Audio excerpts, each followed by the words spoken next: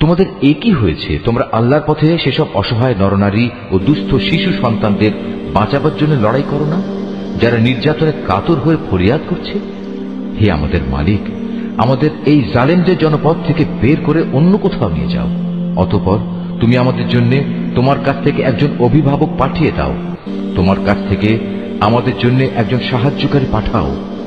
যারা আল্লাহ তাআলা ও তার রসুলের উপর ঈমান এনেছে তারা সর্বদা আল্লাহর পথে যুদ্ধ করে, আর যারা আল্লাহ তাআলাকে অস্বীকার করেছে তারা লড়াই করে মিথ্যা মাবুদদের সপক্ষে।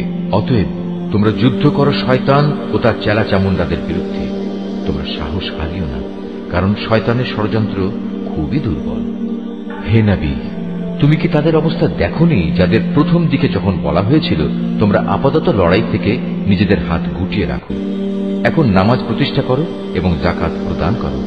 তখন তারা জিহাদের জন্য অস্থির হয়ে পড়েছিল, অথচ যখন পরবর্তী সময়ে তাদের উপর সত্যি সত্যের লড়াই হুকুম নাজিল করা হলো তখন এদের একদল লোক তো প্রতিপক্ষের মানুষদের এমন ভাবে ভয় করতে শুরু করলো যেমনি ভয় শুধু আল্লাহ তাআলাকেই করা উচিত, ক্ষেত্র বিশেষে তার চাইতেও বেশি। তারা আরো বলতে শুরু করলো, হে আমাদের মালিক, তুমি আমাদের উপর যুদ্ধের এ হুকুম এত তাড়াতাড়ি জারি করতে গেলে কেন? কত ভালো হতো যদি তুমি আমাদের সামান্য কিছুটা অবকাশ দিতে। হে নবী, তুমি বলো, দুনিয়ার এ ভোগ সামগ্রী অত্যন্ত সামান্য। যে ব্যক্তি আল্লাহ তাআলাকে ভয় করে তার জন্য পরকাল অনেক উত্তম, আর সেই পরকালে তোমাদের উপর কণা মাত্র অবিচার করা হবে না। তোমরা যেখানেই থাকো না কেন মৃত্যু এসে তোমাদের নাগাল পাবেই। এমনকি তোমরা যদি কোনো মজবুত দুর্গেও থাকো সেখানেও মৃত্যু এসে হাজির হবে। এদের অবস্থা হচ্ছে, যখন কোনো কল্যাণ তাদের স্পর্শ করে তখন তারা বলে, হ্যাঁ, এ তো আল্লাহর পক্ষ থেকেই এসেছে।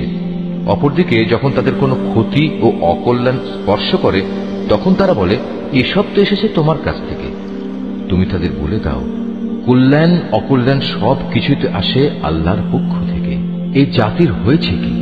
এরা মনে হয় কথাটি বুঝতেই চায় না।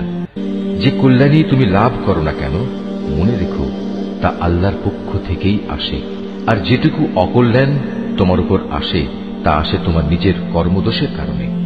আমি তোমাকে মানুষদের জন্য রসুল বানিয়ে পাঠিয়েছি, আর সাক্ষী হিসেবে তো আল্লাহ তাআলাই যথেষ্ট।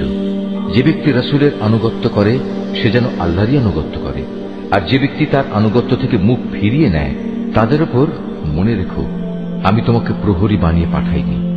তারা মুখে মুখে বলে, আমরা তোমার আনুগত্য স্বীকার করি, কিন্তু তারা যখন তোমার কাছ থেকে দূরে সরে যায় তখন তাদের একদল লোক রাতের অন্ধকার সময়ে একত্রিত হয়ে ঠিক তুমি যা বলো তার বিরুদ্ধেই সলা পরামর্শ করে বেড়ায়।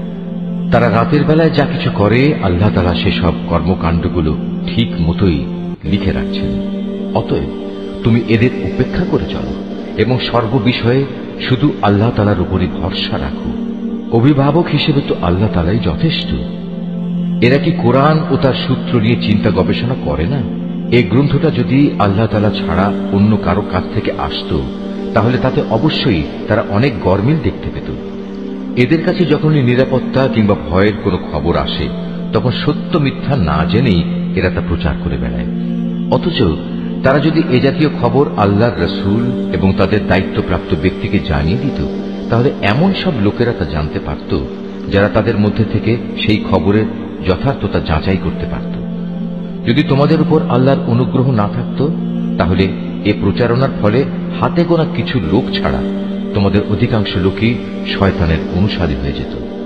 অতএব হে নবী, তুমি আল্লাহর পথে লড়াই করো, কেননা তোমাকে শুধু তোমার কাজকর্মের জন্যই দায়ী করা হবে এবং তুমি তোমার সাথী মোমেনদের আল্লাহ তাআলার পথে লড়াই করতে উদ্বুদ্ধ করতে থাকো। আল্লাহ তাআলা হয়তো অচিরেই এ কাফেরদের শক্তি চূর্ণ বিচূর্ণ করে দেবেন, কারণ আল্লাহ তাআলা শক্তিতে প্রবলতর, আবার শাস্তি দানেও তিনি কঠোরতর। যদি তার জন্য কোনো ব্যক্তি কোনো ভালো কাজে সুপারিশ করে তাহলে তাতে অবশ্যই তার অংশ থাকবে, আবার যে ব্যক্তি কোনো অন্যায় কাজের ব্যাপারে সুপারিশ করবে তাহলে তার সৃষ্ট অকল্যাণেও তার সমপরিমাণ অংশ থাকবে। আল্লাহ তাআলাই তোমাদের সব ধরনের কাজের একক নিয়ন্ত্রণকারী। যখন তোমাদের সালাম দ্বারা অভিবাদন জানানো হয় তখন তোমরা তার চাইতেও উত্তম পন্থায় তার জবাব দাও। উত্তম ভাবে না হলেও কমপক্ষে যতটুকু সে দিয়েছে ততটুকুই ফেরত দাও। অবশ্যই আল্লাহ তাআলা সব কিছুর পুঙ্খানুপুঙ্খ হিসাব রাখেন। আল্লাহ তাআলা এক মহান সত্তা, তিনি ছাড়া দ্বিতীয় কোনো মাবুদ নেই। অবশ্যই তিনি তোমাদের কিয়ামতের দিন এক জায়গায় জড়ো করবেন। সেদিনের ব্যাপারে কোনো রকম সন্দেহ নেই। আর এমন কে আছে যে আল্লাহ তাআলার চাইতে বেশি সত্য কথা বলতে পারে? এ কি হলো তোমাদের?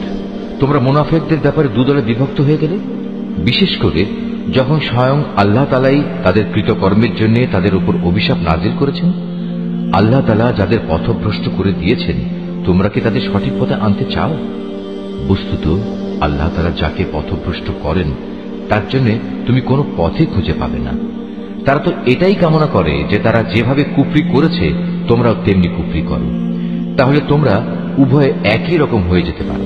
কাজেই তুমি তাদের মধ্যে থেকে কাউকেও নিজের বন্ধুরূপে গ্রহণ করো না, যতক্ষণ না তারা আল্লাহ তাআলার পথে নিজেদের ভিটে মাটি ছেড়ে ঈমানের প্রমাণ না দেবে। আর যদি তারা হিজরতের এ কাজটি না করে, তাহলে তোমরা তাদের যেখানেই পাবে গ্রেফতার করবে এবং যুদ্ধরত শত্রুদের সহযোগিতা করার জন্য তাদের হত্যা করবে। আর কোনো অবস্থায় তাদের মধ্যে থেকে কাউকে তোমরা বন্ধু ও সাহায্যকারী হিসেবে গ্রহণ করো না। অবশ্য তাদের কথা আলাদা, যারা তোমাদের সাথে চুক্তিবদ্ধ কোনো একটি সম্প্রদায়ের সাথে এসে মিলিত হবে। আবার তাদের ব্যাপারও নয় যারা তোমাদের সামনে এমন মানসিক অবস্থা নিয়ে আসে যে মূলত তাদের অন্তর তোমাদের সাথে যেমনি লড়াই করতে বাধা দেয়, তেমনি নিজেদের জাতির বিরুদ্ধেও তাদের লড়াই করতে বাধা দেয়।